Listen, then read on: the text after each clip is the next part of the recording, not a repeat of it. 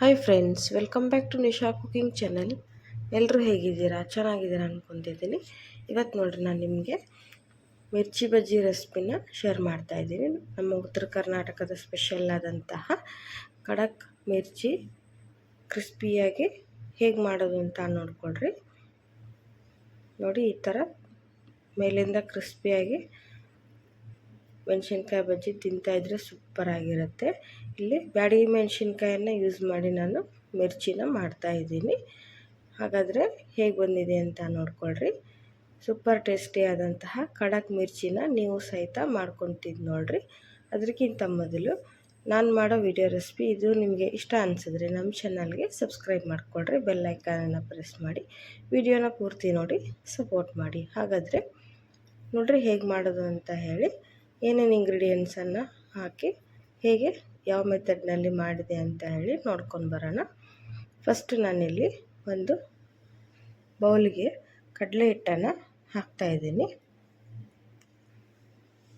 ನಿಮಗೆ ಬಜ್ಜಿ ಮಾಡೋಕ್ಕೆ ಎಷ್ಟು ಹಿಟ್ಟು ಬೇಕೋ ಅಷ್ಟು ಹಿಟ್ಟನ್ನು ತಗೊಳ್ರಿ.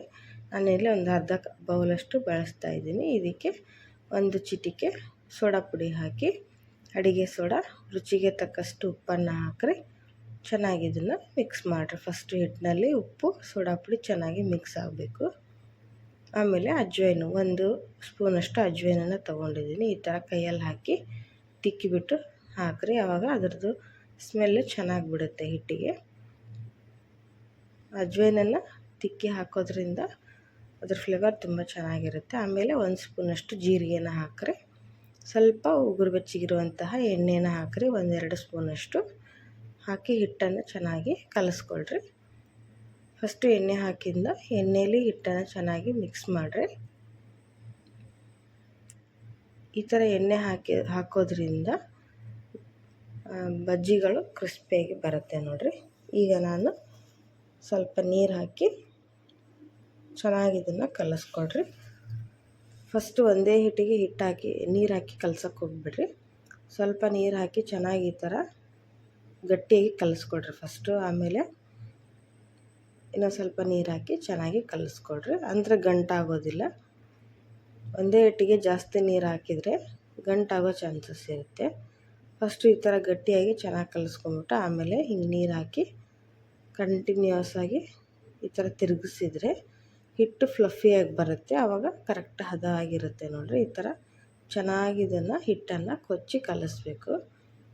ಆವಾಗ ಹದವಾಗಿ ರೆಡಿ ಆಗುತ್ತೆ ನೋಡಿರಿ ಹಿಟ್ಟು. ಯಾವುದೇ ಗಂಟೆ ಇರೋದಿಲ್ಲ. ಹೀಗೇ ನೀವು ಹಿಟ್ಟಿನ ಬ್ಯಾಟರ್ ರೆಡಿ ಮಾಡಿಕೊಳ್ರಿ. ಈಗ ಮಿರ್ಚಿನ ತೊಗೊಂಡಿದ್ದೀನಿ ನಾನು, ಬ್ಯಾಡಗಿ ಮೆಣಸಿನ್ಕಾಯಿ. ಇದು ಖಾರ ಇರೋದಿಲ್ಲ. ನೀವು ಮನೇಲಿ ಯಾವ್ದು ಯೂಸ್ ಮಾಡ್ತೀರೋ ಅದರಲ್ಲೇ ಮಾಡ್ಬೋದು. ಖಾರ ಸ್ವಲ್ಪ ಕಡಿಮೆ ಇರೋದಾದರೆ ಮೆಣಸಿನ್ಕಾಯಿ ಜೊತೆ ತಿನ್ನೋಕ್ಕೆ ಚೆನ್ನಾಗಿರುತ್ತೆ. ಮೆಣಸಿನ್ಕಾಯಿನ ಈ ಥರ ತುಂಬ ಮುರಿದು ತೊಗೊಳ್ರಿ ಲಾಸ್ಟಿಗೆ. ಈಗ ಕಡಾಯಿನ ಬಿಸಿ ಮಾಡೋಕ್ಕಿಡೋಣ. ಇದಕ್ಕೆ ಇವಾಗ ಮಿರ್ಚಿ ಬಜ್ಜಿ ಕರಿಯೋದಕ್ಕೆ ಬೇಕಾದಷ್ಟು ಎಣ್ಣೆನ ಹಾಕ್ರಿ. ಎಣ್ಣೆ ಚೆನ್ನಾಗಿ ಕಾಯಲಿ. ಇವಾಗ ಮಿರ್ಚಿ ಹೇಗೆ ಹಾಕೋದು ಅಂತ ತೋರಿಸ್ತಾ ಇದ್ದೀನಿ ನೋಡಿರಿ. ಮೆಣಸಿನ್ಕಾಯಿನ ಈ ಥರ ಪೂರ್ತಿ ಹಿಟ್ಟಲ್ಲಿ ಅದ್ಬಿಟ್ಟು ಹೀಗೆ ಎಡ್ಜಸ್ಸಿಗೆ ಅದನ್ನು ಸ್ವಲ್ಪ ಹಿಂಗೆ ಕೊರಿಬೇಕು. ಅಂದರೆ ಮೆಣಸಿನ್ಕಾಯಿ ಕಾಣಬೇಕು ಅದು. ಆ ಥರ ಆದ್ರೇ ನೋಡಿರಿ ಬಜ್ಜಿ ಸೂಪರಾಗಿ ಬರೋದು. ನಾವು ಪೂರ್ತಿ ಮೆಣಸಿನ್ಕಾಯಿನ ಡಿಪ್ ಮಾಡಿದ್ರೆ ಮಿರ್ಚಿ ಟೇಸ್ಟ್ ಬರೋದಿಲ್ಲ. ಇದು ನಾವು ನೋಡಿ ಈ ಥರ ಮೆಣಸಿನ್ಕಾಯಿ ಕಾಣ್ತಾ ಇರಬೇಕು. ಆವಾಗಲೇ ಚೆನ್ನಾಗಿರುತ್ತೆ ತಿನ್ನೋಕ್ಕೆ. ಟೇಸ್ಟು ಒಳಗಡೆ ಎಲ್ಲ ಚೆನ್ನಾಗಿ ಬೆಂದಿರುತ್ತೆ ಹಿಟ್ಟು. ಈಗ ಒಂದೊಂದೇ ಮೆಣಸಿನ್ಕಾಯಿನ ಹಿಟ್ಟಿನಲ್ಲಿ ಅದ್ಬಿಟ್ಟು ಬಿಟ್ಬಿಡಿ. ಇದರಲ್ಲಿ ನೀವು ಏನು ನೆನ್ಪಿಡ್ಬೇಕಂದ್ರೆ ಮೆಣಸಿನ್ಕಾಯಿನ ಸ್ವಲ್ಪ ಸೀಳಬೇಕು ಮಧ್ಯದಲ್ಲಿ. ಇಲ್ಲ ಅಂದರೆ ಲಾಸ್ಟಲ್ಲಿರುವಂಥ ತುದಿಯನ್ನು ಮುರಿದ್ಬೇಕು. ನೀವು ಹಾಗೆ ಬಜ್ಜಿ ಹಾಕಿಬಿಟ್ರೆ ಅದು ಸಿಡಿದು ಹೋಗುತ್ತೆ ನೋಡಿರಿ. ಎಣ್ಣೆ ಚೆನ್ನಾಗಿ ಕಾದ್ಮೇಲೆ ಒಂದೊಂದಾಗೇ ಹಾಕ್ರಿ. ಹಾಕಿದ ತಕ್ಷಣ ತಿರುಗಿಸೋಕೆ ಹೋಗ್ಬೇಡ್ರಿ. ಸ್ವಲ್ಪ ಒಂದು ಸೈಡ್ ಚೆನ್ನಾಗಿ ಫ್ರೈ ಆಗಲಿ. ಆಮೇಲೆ ಇದನ್ನು ಚೆನ್ನಾಗಿ ಖಡಕ್ ಆಗೋವರೆಗೂ ಫ್ರೈ ಮಾಡಿಕೊಳ್ರಿ.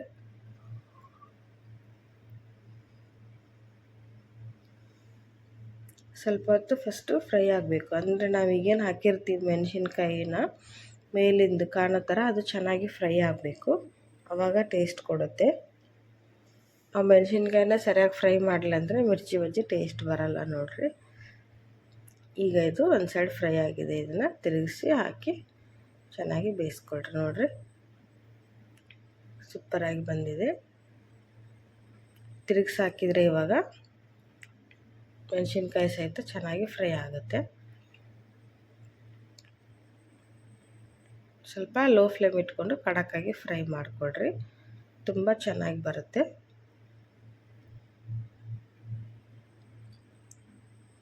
ಸಾಯಂಕಾಲ ಟೀ ಜೊತೆ ಅಂತೂ ಸೂಪರಾಗಿರುತ್ತೆ. ಗಿರ್ಮಿಟಿ ಮಿರ್ಚಿ ಅಂತೂ ತಿಂತಾಯಿದ್ರೆ ಸೂಪರ್ ನೋಡಿರಿ. ಗಿರ್ಮಿಟ್ ಜೊತೆ ಒಳ್ಳೆ ಕಾಂಬಿನೇಷನ್ನು ನೋಡಿರಿ. ಈಗ ಚೆನ್ನಾಗಿ 1-2 ನಿಮಿಷ ಫ್ರೈ ಮಾಡ್ಕೊಂಡಿದ್ದೀನಿ. ಈ ಥರ ಮೆಣಸಿನ್ಕಾಯಿ ಸಹಿತ ಕೆಂಪಿಗೆ ಫ್ರೈ ಆಗಬೇಕು. ಆವಾಗ ಮಿರ್ಚಿ ಬೆಂದಿದೆ ಅಂತ ಹೇಳಿ. ಈಗ ಸರಿಯಾಗಿ ಫ್ರೈ ಆಗಿದೆ. ಇದನ್ನು ಚೆನ್ನಾಗಿ ಎಣ್ಣೆ ಬಸಿದ್ಬಿಟ್ಟು ಪ್ಲೇಟಿಗೆ ಹಾಕಿ ಸರ್ವ್ ಮಾಡಿಕೊಡ್ರಿ. ನೋಡಿ ಎಣ್ಣೆ ಸರಿಯಾಗಿ ಸೋಸಿಬಿಟ್ಟು ತಗೊಳ್ರಿ. ಅದನ್ನ ಬಸಿರಿ ಚೆನ್ನಾಗಿ. ನಾನಿಲ್ಲಿ ಚಿಕ್ಕದಾಗಿ ಹಾಕಿದ್ದೀನಿ ಮಿರ್ಚಿನ. ಈಗ ಇದೇ ರೀತಿ ದೊಡ್ಡದಾಗಿ ಮಿರ್ಚಿ ಹೇಗೆ ಮಾಡೋದು ಅಂತ ನೋಡ್ಕೊಡ್ರಿ. ಅದರಲ್ಲೇ ಈಗ ನಾನು ದೊಡ್ಡ ಮೆಣಸಿನ್ಕಾಯಿನ ತೊಗೊಂಡಿದ್ದೀನಿ. ಈ ಥರ ಹಿಟ್ಟಲ್ಲಿ ಹಾಕ್ಬಿಟ್ಟು ಚೆನ್ನಾಗಿ ಹೀಗೆ ಅದನ್ನು ಸ್ವಲ್ಪ ಎಡ್ಜಿಗೆ ಎಳೆದ್ಬಿಟ್ರೆ ಸಾಕು ನೋಡಿರಿ. ಕರೆಕ್ಟ್ ಶೇಪಲ್ಲಿ ಬರ್ತದೆ. ನಮ್ಮ ಉತ್ತರ ಕರ್ನಾಟಕದ ಕಡೆ ಈ ಥರ ಮಿರ್ಚಿ ಇದ್ರೇ ತಿನ್ನೋದು. ಪೂರ್ತಿ ಹಿಟ್ಟಲ್ಲಿ ಮೆಣಸಿನ್ಕಾಯಿನ ಡಿಪ್ ಮಾಡಿದ್ರೆ ಚೆನ್ನಾಗಿ ಬರಲ್ಲ ಅಂಥೇಳಿ ಬಿಟ್ಬಿಡ್ತಾರೆ. ಹೀಗೆ ಮಾಡಿದ್ರೆ ನೋಡಿರಿ ಕರೆಕ್ಟಾಗಿ ಬರುತ್ತೆ. ನಾವು ದೊಡ್ಡದಾಗಿ ಮಿರ್ಚಿ ಮಾಡಬೇಕಂದ್ರೆ ಈ ಥರ ಮಾಡಿರಿ. ಸ್ವಲ್ಪ ಸಣ್ಣ ಸೈಜ್ನಲ್ಲಿ ಬೇಕಂದರೆ ಸಣ್ಣ ಮೆಣಸಿನ್ಕಾಯನ್ನು ಯೂಸ್ ಮಾಡಿಕೊಳ್ರಿ. ಈಗ ಇದನ್ನು ಸಹಿತ ಚೆನ್ನಾಗಿ ಫ್ರೈ ಮಾಡಿರಿ. ಒಂದು ಸೈಡ್ ಬೆಂದಿಂದ ಆಮೇಲೆ ತಿರುಗಿಸಿ ಹಾಕಿ.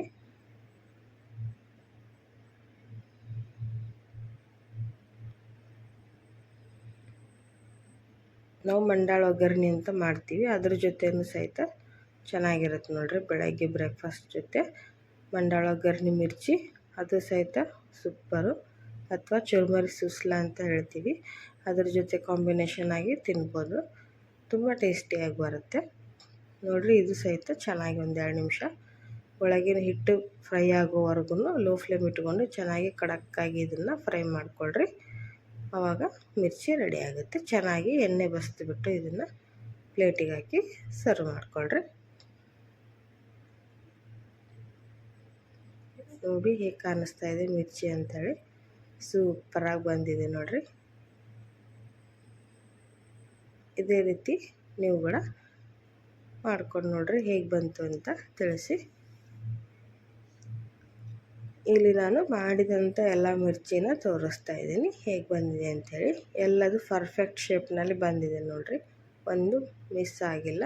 ತುಂಬ ಕ್ರಿಸ್ಪಿಯಾಗಿ ಬಂದಿದೆ. ಜಾಸ್ತಿ ದಪ್ಪನೂ ಇಲ್ಲ, ಜಾಸ್ತಿ ತೆಳ್ಳಗೂ ಇಲ್ಲ.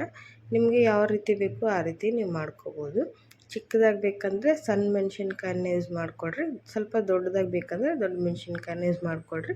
ಬಟ್ ನೀವೇನು ಮಾಡಬೇಕು ಅಂದರೆ ಎಣ್ಣೆಯಲ್ಲಿ ಕರಿಬೇಕಾದ್ರೆ ಮೆಣಸಿನ್ಕಾಯಿ ತುದಿನ ಮುರಿದೇ ಹಾಕಿರಿ. ಇಲ್ಲಾಂದರೆ ಎಣ್ಣೆಗೆ ಹಾಕಿಂದ ಅದು ಸಿಡಿದೋಗೋ ಚಾನ್ಸ್ ಇರುತ್ತೆ ನೋಡಿರಿ. ವಿಡಿಯೋ ರೆಸಿಪಿ ಇಷ್ಟ ಅನಿಸಿದ್ರೆ ಲೈಕ್ಸ್ ಆ್ಯಂಡ್ ಶೇರ್ ಮಾಡಿಕೊಡ್ರಿ. ಬಾಯ್.